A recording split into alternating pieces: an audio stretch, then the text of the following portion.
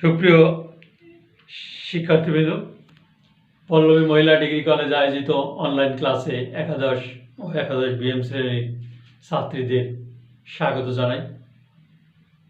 আমি তাপস কুমার শাকারি, হিসাব বিজ্ঞান বিভাগের প্রধান। আজ আমি তোমাদের ক্লাস নিব অধ্যায় 8-এর উপরে, অর্থাৎ অবসর সংক্রান্ত স্থায়ী সম্পদ ও অস্পর্শনীয় সম্পদের উপরে, যেটা নিয়ে আমরা গত ক্লাসে আলোচনা করেছি। তাই আজ আমরা সেই অবসরের যে নিয়মকানুনগুলো লিখে দিয়েছিলাম নতুন বছরের শুরুতেই, সেগুলো নিয়েই আমরা মোটামুটি আলোচনার ভিতরে একটা অঙ্ক করব। তাই তোমরা যে যেখানে আসো এই ক্লাসগুলো ভালো করে দেখবে, প্র্যাকটিস করবে এবং সূত্রগুলো অবশ্যই মুখস্থ করবে এবং আমরা যা করাই সেগুলো ভালো করে প্র্যাকটিস করবে। আমি আজ একটা অঙ্ক এখানে পড়ছি, যে অঙ্কটা আমরা বোর্ডে লিখে দিয়েছি। এরপর আমরা বইয়ের ভিতরে, তোমাদের পাঠ্য বইয়ের ভিতরে অঙ্কে চলে যাব। আজ আমরা এমনই একটা অঙ্ক করছি যে অঙ্কটা সহজ, সাবলীল এবং খুবই সুন্দর একটা অঙ্ক, যেটা নিয়ে তোমরা বুঝতে খুব সহায়ক হবে তোমাদের। সেই রকম একটা অঙ্ক আমি পড়ি। তাই মিস্টার সুমন 2016 সালের 1 জানুয়ারি তারিখে 5 লক্ষ টাকা দিয়ে একটি মেশিন ক্রয় করে। মেশিনটির পরিবহন ব্যয় 15,000 টাকা, সংস্থাপন ব্যয় 10,000 টাকা এবং মেশিনটির ভগ্নাবশেষ মূল্য 25,000 টাকা। মেশিনটির আনুমানিক আয়ুষ্কাল 10 বছর। প্রতি বছর 31শে ডিসেম্বর বছর শেষ হয়। আমাদের করণীয় কাজ কী কী চেয়েছে এখানে? মেশিনটির মোট মূল্য নির্ণয় করো, মেশিনটির অবচয়যোগ্য মূল্য নির্ণয় করো, সরলরৈখিক পদ্ধতিতে বার্ষিক অবচয় নির্ণয় করো। 4 নম্বর চেয়েছে সরলরৈখিক পদ্ধতিতে অবচয়ের হার নির্ণয় করো। 5 নম্বরে চেয়েছে ক্রমহ্রাসমান জের পদ্ধতি অবচয়ের হার নির্ণয় এবং 6 নম্বর চেয়েছে 3 বছরের প্রয়োজনীয় জাবেদা দাখিলা দেখাও। তাহলে আমরা মেশিনের মোট মূল্য সমান সমান কি, সেটা আমরা গত ক্লাসে দেখিয়েছিলাম। তারপরও আজ আমরা বলি, মেশিনের মোট মূল্য সমান সমান মেশিনের ক্রয় মূল্য প্লাস ক্রয় সংক্রান্ত আনুষঙ্গিক অন্যান্য খরচ। মেশিনের অবচয়যোগ্য মূল্য হচ্ছে সম্পত্তির মোট মূল্য মাইনাস ভগ্নাবশেষ মূল্য। সম্পত্তির মোট মূল্য মাইনাস ভগ্নাবশেষ মূল্য। এরপর 3 নম্বরে আমাদের কোশ্চেন আছে, সরলরৈখিক পদ্ধতিতে বার্ষিক অবচয় নির্ণয় করো। সরলরৈখিক পদ্ধতিতে বার্ষিক অবচয় নির্ণয়ের একটা সূত্র আমরা লিখে দিয়েছিলাম। সূত্রটা আছে সম্পত্তির মোট মূল্য মাইনাস ভগ্নাবশেষ মূল্য ডিভাইডেড আনুমানিক আয়ুষ্কাল। এরপর 4 নম্বর আমার দেওয়া আছে, সরলরৈখিক পদ্ধতিতে অবচয়ের হার নির্ণয় করো। সরলরৈখিক পদ্ধতিতে অবচয়ের হার নির্ণয়ের সূত্রটা লিখে দিয়েছিলাম। এরপরও বলছি 1/, আয়ুষ্কাল ইন্টু 100। 1/, আয়ুষ্কাল ইন্টু 100। 5 নম্বর আমাকে বলছে ক্রমহ্রাসমান জের পদ্ধতিতে অবচয়ের হার নির্ণয়। এটাও লিখে দিয়েছিলাম 1/, আয়ুষ্কাল ইন্টু 100 ইন্টু 2। এটাকে আমরা দ্বিগুণ ক্রমহ্রাসমান জের পদ্ধতিও বলতে পারি। এরপরে 6 নম্বরে আমার 3 বছরের প্রয়োজনীয় জাবেদা দেখাও। 3 বছরের প্রয়োজনীয় জাবেদা দাখিলা দেখাতে বলছে। তা আমরা জাবেদাগুলো আমরা কীভাবে করতে সেটা লিখে দিয়েছিলাম। আজ আমরা এই কটা জিনিস নিয়েই মোটামুটি আলোচনা করব এখানে এবং এর সলিউশনটা করব। তাহলে প্রথমেই আমার মেশিনটির মোট মূল্য নির্ণয় করব।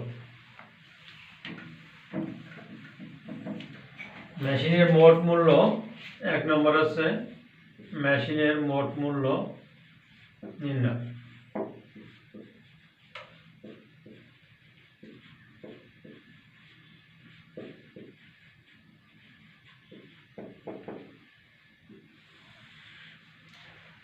আমি আবারও বলছি, এটা একাদশ বিএম শ্রেণীর জন্য। এই অধ্যায়টা তোমরা ইতিপূর্বে কখনো করো নাই বা 9, 10-এ তোমাদের ছিল না, যে কারণে অধ্যায়টা তোমাদের কাছে একটু অজানা। কিন্তু সূত্রগুলো পড়লে, ভালো করে পড়লে অবশ্যই অঙ্কগুলো খুব সহজ এবং খুবই সহজ, যেটা তোমরা কয়েকটা অঙ্ক করলেই দেখতে পাবে এবং এই অঙ্কটা একটু সমাধান করলে বুঝতে পারবে যে কতটা সহজ। তাহলে মেশিনের মোট মূল্য নির্ণয় আছে। মেশিনের ক্রয় মূল্য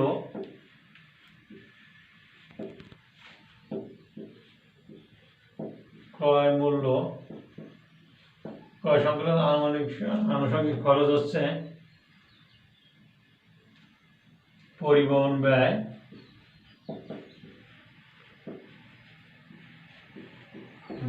সংস্থাপন ব্যয়।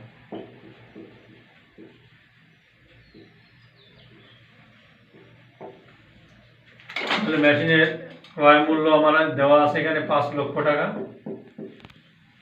ব্যয় দেওয়া আছে 15,000 টাকা, সংস্থাপন ব্যয় দেওয়া আছে 10,000 টাকা। তাহলে এগুলো যোগ করলে আমরা পেয়ে যাব মেশিনের মোট মূল্য নির্ণয়। 5,25,000 টাকা হয় মেশিনের মোট মূল্য হচ্ছে 5,25,000 টাকা। তাহলে ভালো করে দেখো তোমরা।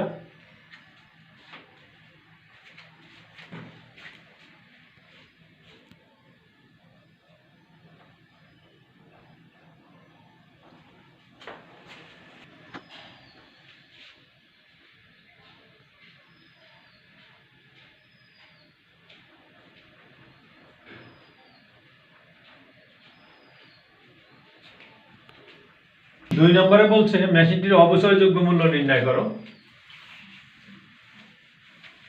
শুধু সূত্রটা লিখলে হবে। 2 নম্বর আছে মেশিনের অবসরযোগ্য মূল্য নির্ণয়।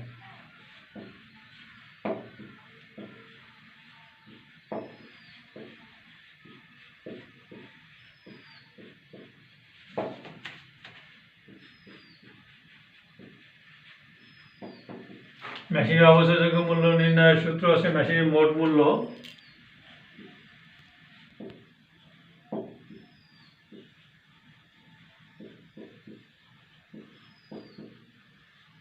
মাইনাস ভগ্নাবশেষ মূল্য।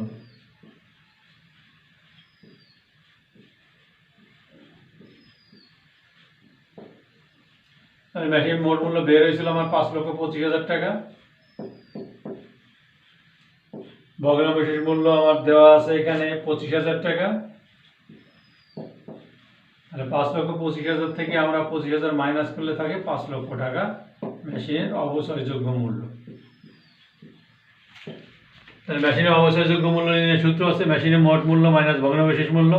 মেশিনের মোট মূল্য আমার বের হয়েছিল 5,25,000 টাকা এবং ভগ্নাবশেষ মূল্য দেওয়া আছে এখানে 25,000 টাকা। 5,25,000 থেকে 25,000 মাইনাস করলে 5 লক্ষ টাকা থাকে। এটাই আমার আছে মেশিনের অবসরযোগ্য মূল্য।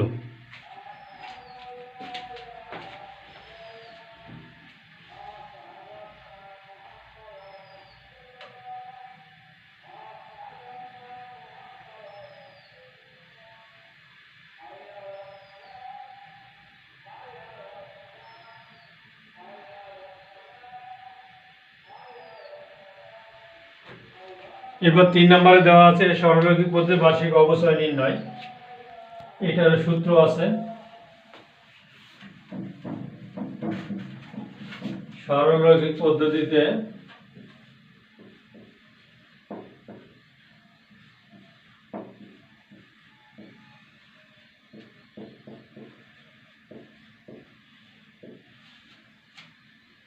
বার্ষিক অবচয় নির্ণয়।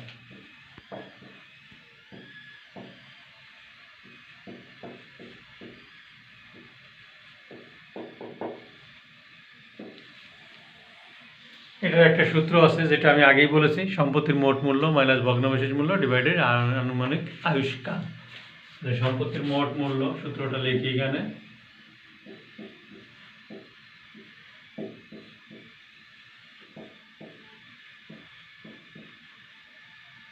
মাইনাস ভগ্নাবশেষ মূল্য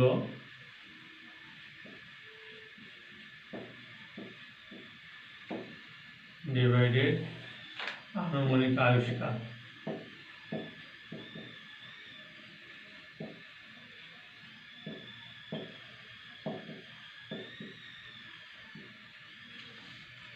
সম্পত্তির মোট মূল্য আমার বের হয়েছিল 5,25,000 টাকা। ভগ্নাবশেষ মূল্য 25,000 টাকা। আনুমানিক আয়ুষ্কাল দেওয়া আছে 10 বছর। তাহলে 5,25,000 থেকে 5,25,000 মাইনাস করলে 5 লক্ষ থাকে। 10 বছর নিচে আছে, ভাগ করলে হয় 50,000 টাকা।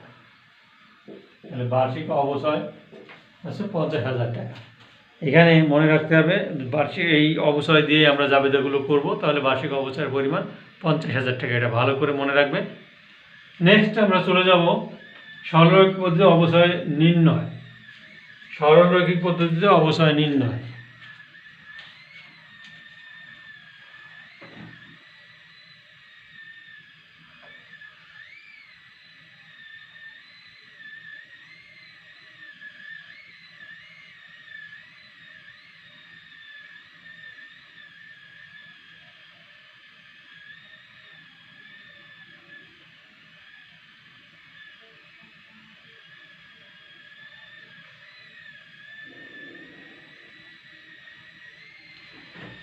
নেক্সট আমরা চলে যাব সরলরৈখিক পদ্ধতিতে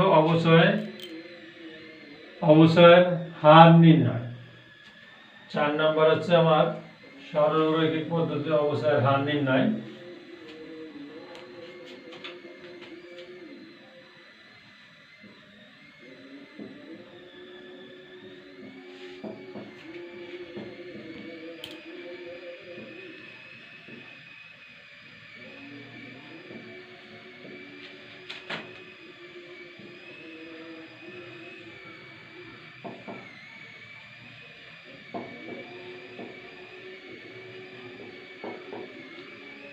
তাহলে সরলরৈখিক পদ্ধতিতে অবচয়ের হার নির্ণয়ের আবার একটা সূত্র আছে, 1 আয়ুষ্কাল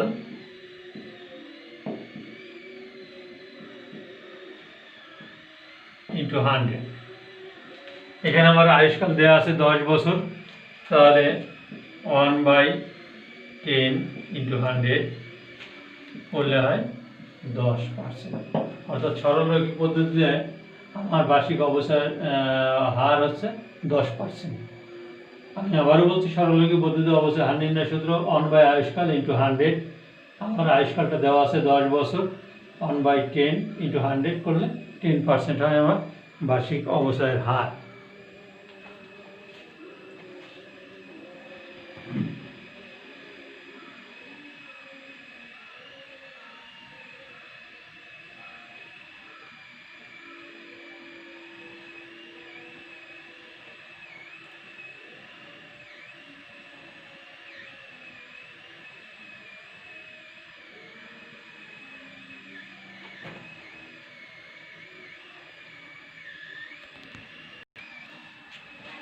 তাহলে এবার আমরা চলে যাব ক্রমহ্রাসমান জের পদ্ধতিতে অবচয়ের হার নির্ণয়।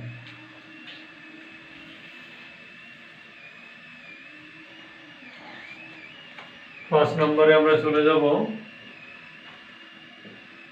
ক্রমহ্রাসমান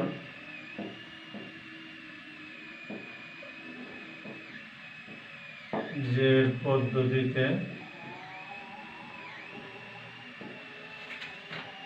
বার্ষিক অবচয় নির্ণয়, বার্ষিক অবচয়ের হার নির্ণয়।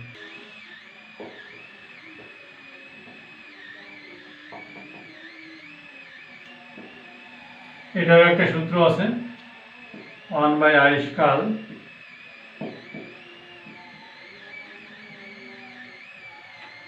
Into 100 into 2। আমরা আয়ুষ্কাল 10 বছর ইন্টু 100 ইন্টু 2, অর্থাৎ করলে হয় 20%। তাহলে ক্রমহ্রাসমান জের পদ্ধতিতে বার্ষিক অবচয়ের হার হয় 20%।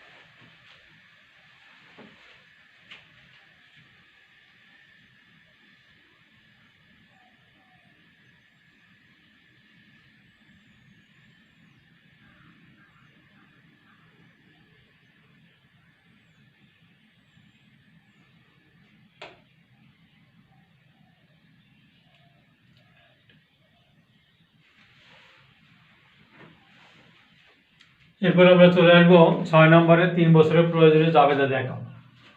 তাহলে আমার জাবেদা দেখাতে হলে আমাকে বার্ষিক অবচয় কত আছে মনে আছে?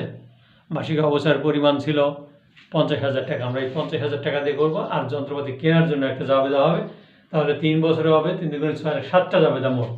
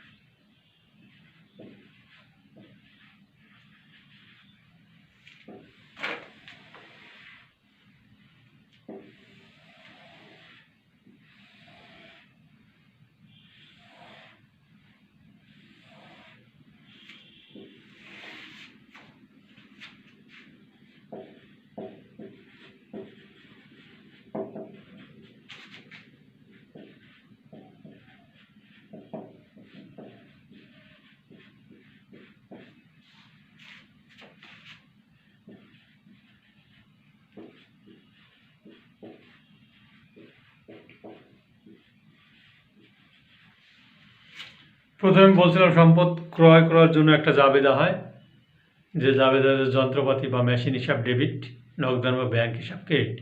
আমরা পরিবহন ব্যয় বা সংস্থাপন ব্যয় এটাকে আলাদা না দেখে আমরা টোটালটার উপরে আমরা করে দিতে পারি, যেহেতু আমরা মনে করি এটা নগদ টাকা দিয়ে কেনা হয়েছে, তাই একসাথে আমরা লিখে দিতে পারি।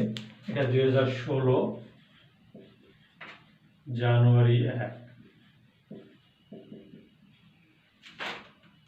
মেশিন হিসাব ডেবিট,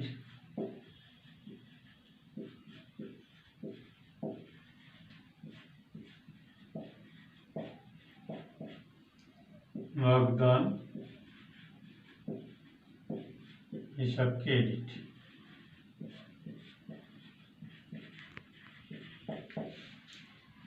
টাকার পরিমাণ 5,25,000 টাকা।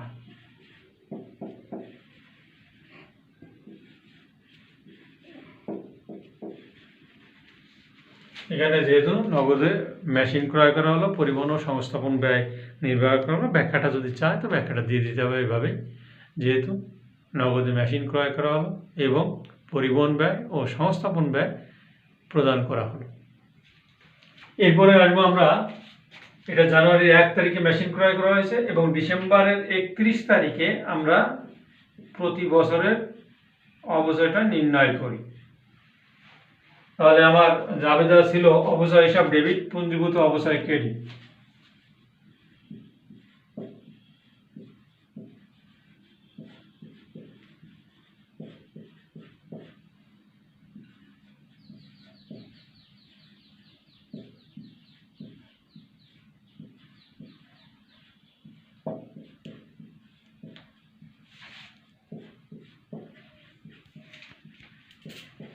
টাকার পরিমাণ ছিল আমার 50,000 টাকা। 50,000 টাকা যেহেতু অবচয় ধার্য করা হলো, এবার আমার ডিসেম্বর 31 তারিখে অবচয় হিসাবটা বন্ধ করার জন্য যে জাবেদাটা হবে সেটা তোমাদের ইতিমধ্যেই, বা আয় সারাংশ স্থানান্তরের জন্য আয় সারাংশ হিসাব ডেবিট,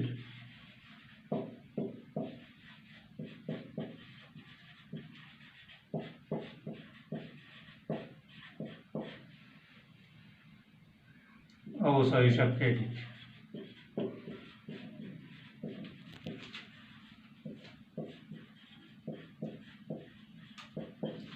যেহেতু অবচয়টা আমরা বলছিলাম যে অবচয়টাকে বন্ধ করার জন্য, যে এখানে ডেবিট আছে এখানে ক্রেডিট আছে, তাহলে অবচয় হিসাবটা ক্লোজ হয়ে যায় ডেবিট ক্রেডিট মাইনাস প্লাস করে। টাকার পরিমাণ 50,000 টাকা।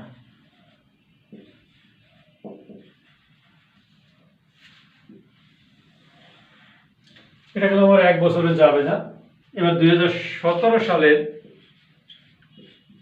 ডিসেম্বর 31, যেহেতু 3 বছরের করতে বলছে,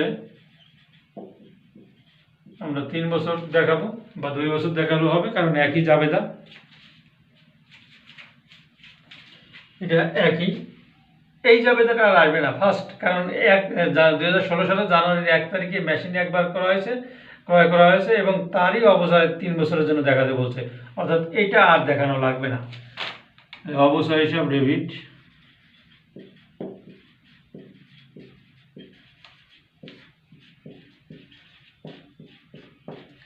পুঞ্জীভূত অবসর হিসাব ক্রেডিট,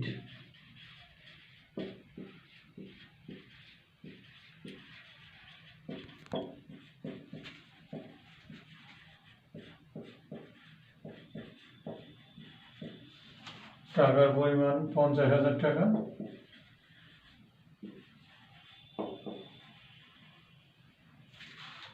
সেকেন্ড জাবেদা অবসর হিসাব বন্ধ করার জন্য যেটা হবে ডিসেম্বর 31,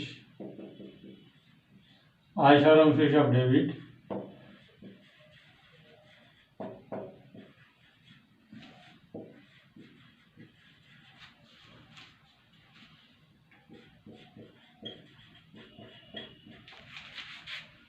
অবসর হিসাব ক্রেডিট।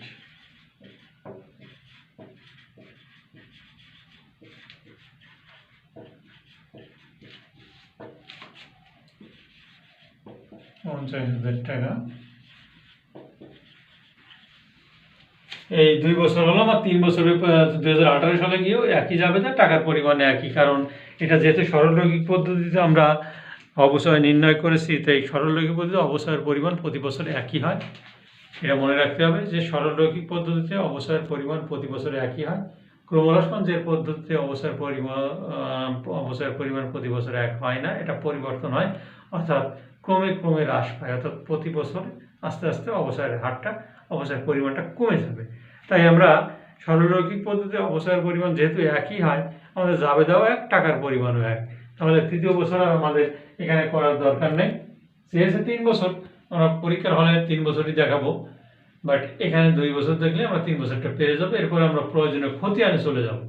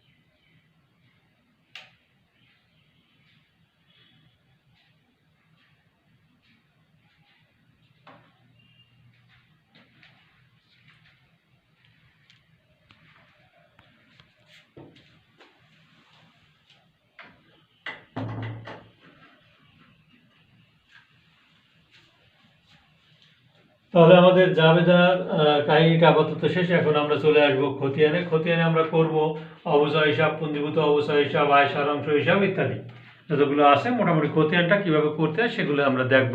এই পূর্বে আমরা সাধারণ খতিয়ানগুলো আমরা করেছি, এবং এই খতিয়ানের ছক আধুনিক নিয়মে আমরা যেভাবে করতে হয় ঠিক একই নিয়মে আমরা করব। এখানে 2016, 17 এবং 2018 সালের কাহিনী আছে। তাহলে 2016 সাল এবং 2017 সাল আমরা দুইটা করলেই মোটামুটি আমরা পরবর্তীটা পেরে যাব, একই জিনিস। তাই আমরা খতিয়ানের ঘরটা নিই।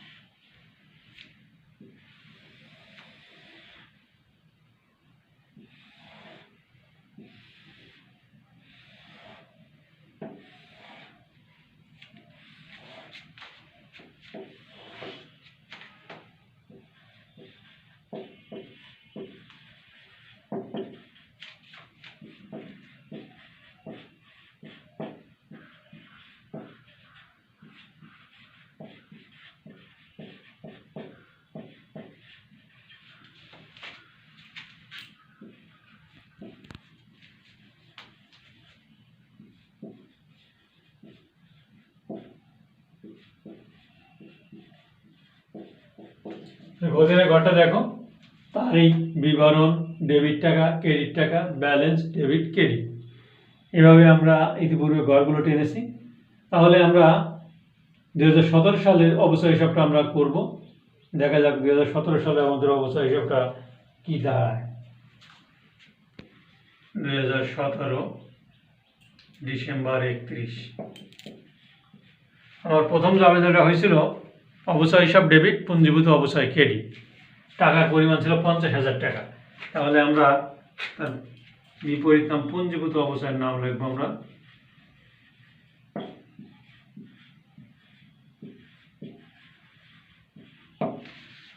পুঞ্জীভূত অবস্থায় টাকার পরিমাণ ছিল 50,000 টাকা, ব্যালেন্সের করো 50,000 টাকা ডেবিট ব্যালেন্স। 2016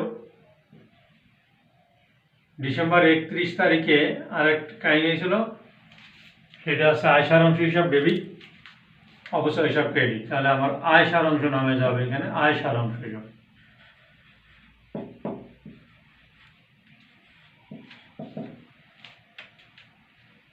অবস্থা ছিল ক্রেডিট, আমরা ডেবিট ক্রেডিট আমার হয় মাইনাস, ডেবিট ডেবিটে প্লাস, ক্রেডিটে ক্রেডিটে প্লাস, এখানে ডেবিট ক্রেডিট আমার মাইনাস।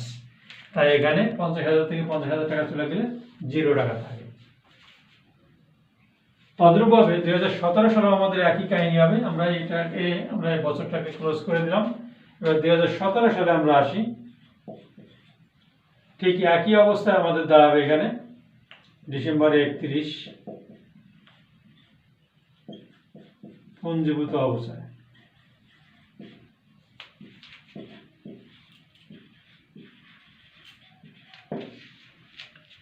ডেবিটে ছিল 50,000 টাকা, ব্যালেন্সের করো আমার 50,000 টাকা। 2017 ডিসেম্বর 31-এ আমার আয় সারাংশ নামে আরেকটা আছে, আয় সারাংশ। টাকার পরিমাণ ক্রেডিটে ছিল 50,000 টাকা, এখন ডেবিট ক্রেডিট মাইনাস করলে আমার 0 টাকা থাকে। তাহলে আমার 2017 সাল আমার শেষ। 2018 সালে ঠিক একই অবস্থা। 2019 সাল যত পর্যন্ত আমাদের করতে বলবে, আমার অবস্থার ব্যালেন্স সবসময় 0 হয়। মনে রাখতে হবে, অবস্থার ব্যালেন্স সবসময় 0 হয়।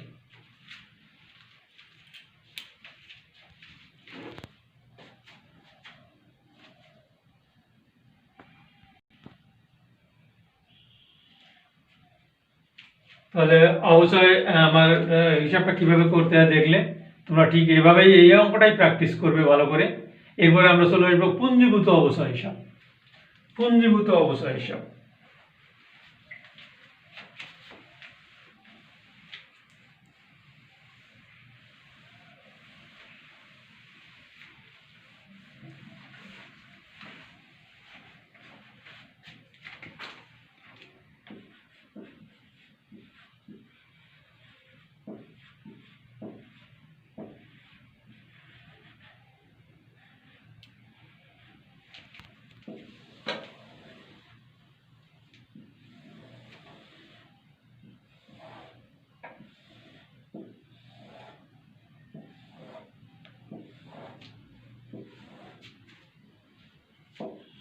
তারিখ, বিবরণ, ডেবিট টাকা,